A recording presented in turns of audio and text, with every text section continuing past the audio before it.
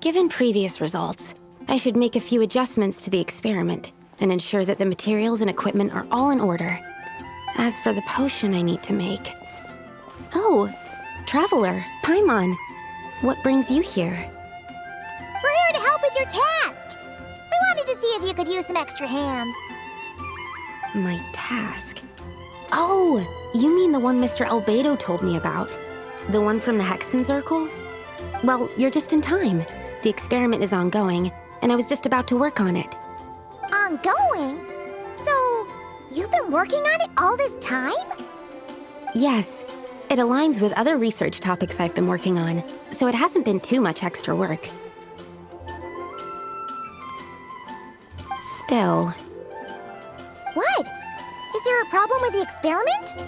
I've been unsuccessful so far. Oh, so it keeps failing, huh? It's not as simple as just failing. The whole theoretical framework behind this task is a bit more complicated than I imagined.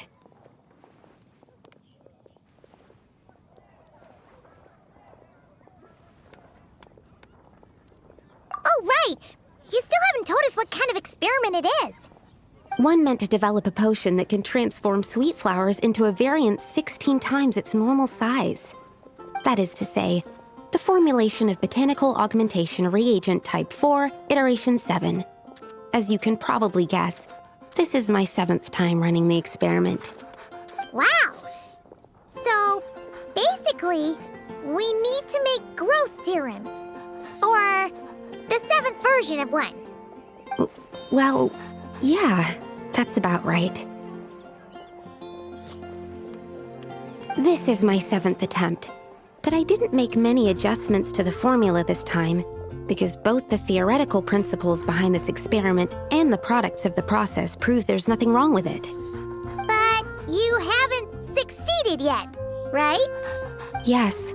I'm thinking that it's not my current formula that is wrong, per se, but rather, some other key element is missing. Oh!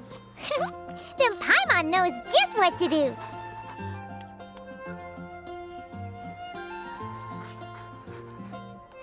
Yeah! We came here to do just that, after all. Here it is. That said, I'm still missing 2 ingredients. Now that we can help with. What do we need to get? I need spring water from Springvale to use as the base, as well as Eye of the Storm fragments. But that last one could be tricky. We've got this! Let's go! Let's tackle the Eye of the Storm first.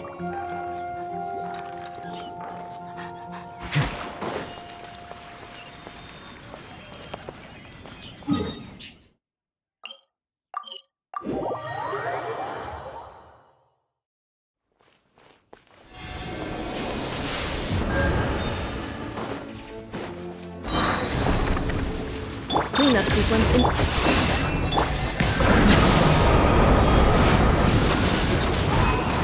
Alright, that's the first ingredient done. Wow, you 2 work fast. That step usually takes me forever.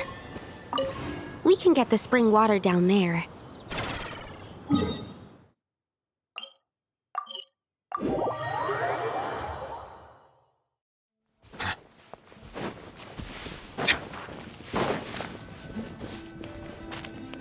The high quality of Springvale's waters makes for a stable potion-making ingredient. That's all we needed, right? Yes, let's head back.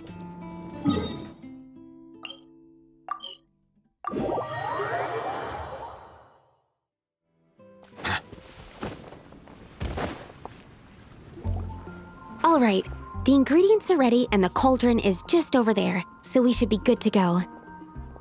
But, Is something wrong? no. It's just, Do you mind if I watch from the side?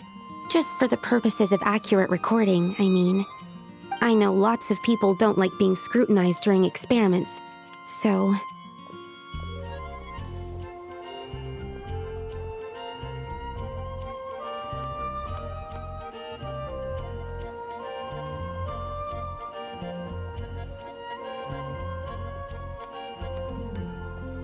Thanks.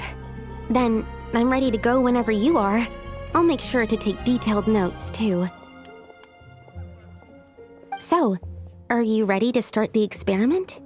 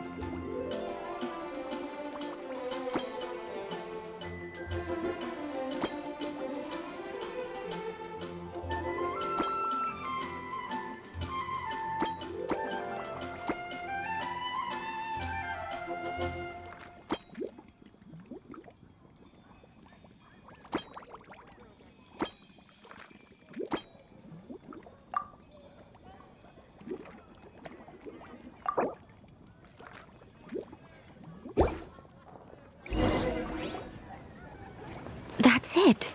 Your execution was perfect. Really? Yes, I don't see any flaws in the brewing at all. Let me extract some and test the product's composition. One moment. Yes, like I said, flawless execution. The potion is perfect. It's exactly what I was expecting. So? Was the 7th time the charm? Upon examination, it seems identical to the previous 6 iterations. Oh! Wouldn't that make the results identical? Not necessarily. Experimental outcomes can differ even with similar variables all around. You never know what the result will be. That's what makes experiments valuable in the first place. Come, let's test this thing out. I planted some sweet flowers beforehand which we can use. We just need to douse them with the potion and see what happens.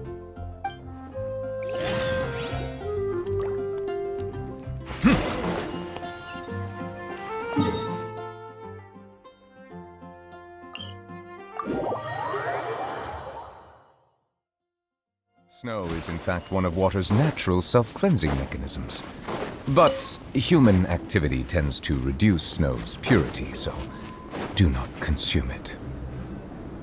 Alright, we poured the growth serum on the flowers. Is that all we need to do? Yep. The flowers need to fully absorb the potion, so it might take some time before we see a reaction. What happens then? The flowers will grow in size while maintaining their original appearance. But then, when they reach 12 to 14 times their normal size, this will prove more than they can bear. As if some upper limit has been reached, they will wither and rot, assuming unnatural forms until nothing is left of them but liquid. Wait, what? So there's a problem with the growth serum then? No, I've adjusted the formula time and again, resolving all kinds of issues that arise when inducing small plants to grow larger. Issues like ensuring that the leaves don't get too large, strengthening root diameter and load-bearing capacity, calculating how the increase in surface area might affect sunlight exposure and nutrition. So, Why isn't it working then? Because the flowers cannot transcend. As above, so below is one of alchemy's guiding principles. Alchemy seeks mastery over matter, but this world has its limits. It's like a specification etched into the law that governs all things. Part of the purpose of doing multiple experiments is to determine if this specification is stable. Exactly. It proves that the limit continues to exist. Okay, this is all a bit over Paimon's head, but basically, you needed the experiment to fail to prove that the limits and borders in this world are stable? Oh, what a weird experiment. Huh? Looks like one of the flowers is reacting. Wait a second. That's not a sweet flower at all. Careful! It's a whopper flower. It must have absorbed some of the potion. Wait, but that's happened before, and it's never gotten this big either. Can this mean... We can talk about this later. Let's get rid of it first.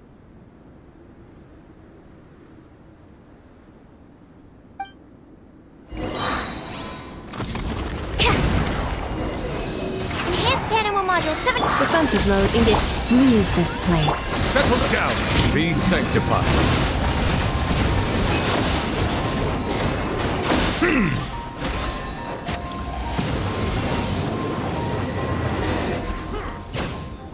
Phew, we did it. Even at that size, a whopper flower is just a whopper flower. But, was it supposed to get that big? I could only make a rough estimate during the battle, but it looked at least 16 times its original size, maybe even larger. This means that the experiment worked. Wait, but isn't that a good thing? I'm still not sure what the implications are, but if further attempts succeed in reproducing this result, that means that something's different. Perhaps the limits and laws of this world are changing due to some unknown factor. I can't say if that's good or bad, but from an alchemical perspective at least, expanded boundaries means that more possibilities are now open to us. Either way, this brings my task to an end. Seems so. That said, it could also be an effect of the person who made the potion. There could also have been something special about this particular whopper flower. There's a lot that still needs to be confirmed, so I suppose this task opens the way for further questions. Well, we're here if you ever need some help.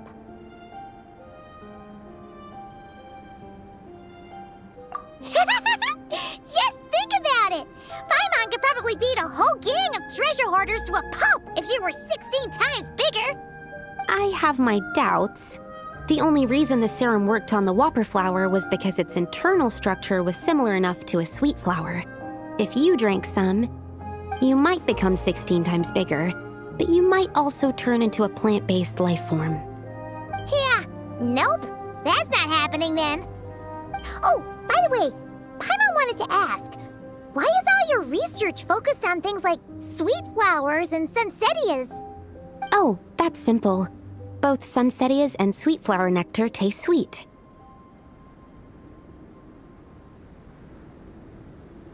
So in that sense, accidentally making a whopper flower 16 times bigger comes with a hidden benefit.